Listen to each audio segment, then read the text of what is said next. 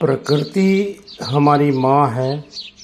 हम सब और वन्य प्राणी का संसार उसके जीवंत स्वरूप है।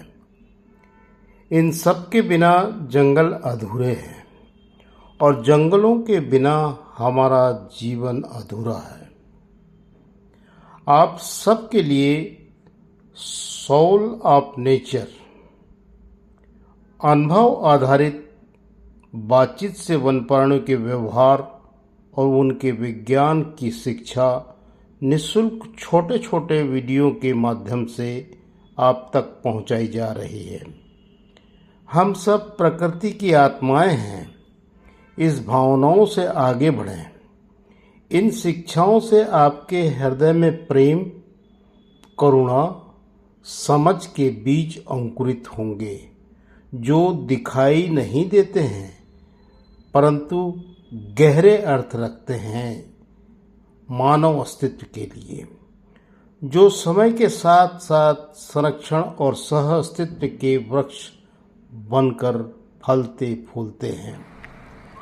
आइए हम सब मिलकर इस धरती के हर जीव को अपनत्व और दया की दृष्टि से देखें। यही सच्ची मानवता है। यही प्रकृति की पूजा का मार्ग है।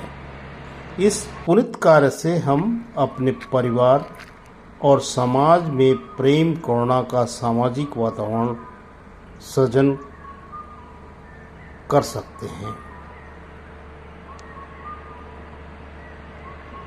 ये देखिए, तकनीक और संवेदनाओं और वन्य प्राणियों की सुरक्षा हेतु हमारे संकल्प।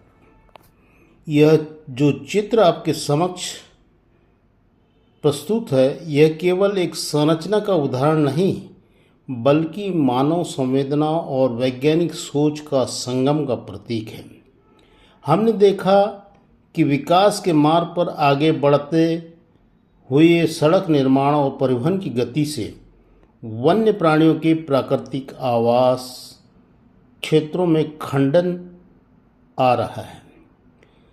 इससे न केवल उनके विचरण मार्ग बाधित हुए, बल्कि अनेक प्रजातियों की दुर्घटनाओं हुई और आवास विखंडन के खतरे बन गए।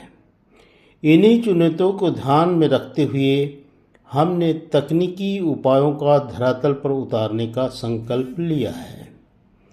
वन्य प्राणियों की सुरक्षा के लिए अंडरपास और ओवरपास जैसे आधुनिक संरचनाएं बनाई जा रही है, जिससे उनका प्राकृतिक मार्ग सुरक्षित रह सके और वे बिना किसी भय के एक वन क्षेत्र से दूसरे वन क्षेत्र में जा सके।